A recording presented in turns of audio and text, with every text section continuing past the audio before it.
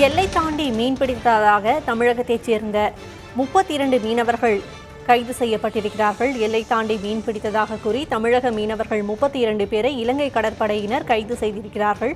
கூடுதல் விவரங்களை வழங்குவதற்காக செய்தியாளர் ஆனந்தன் இணைந்திருக்கிறார். ஆனந்தன், விவரம் என்ன? சக்தி, அதாவது நேற்று பாம்பன் தென்கடல் பகுதியிலிருந்து நாட்டுப்படகு மீனவர்கள் சுமார் ஒரு 60க்கும் மேற்பட்ட நாட்டுப்படகுல மீனவர்கள் மீன் பிடிக்க போயிருக்காங்க. இப்போ தற்போது 3 மணி அளவில் மீன் பிடிச்சிட்டு கரை திரும்பும் பொழுது இலங்கை கடற்படை, அதாவது ரோந்து சென்ற இலங்கை கடற்படை 4 நாட்டுப்படகுலையும் படகுல இருந்த 32 மீனவர்களையும் கைது செஞ்சிருக்காங்க.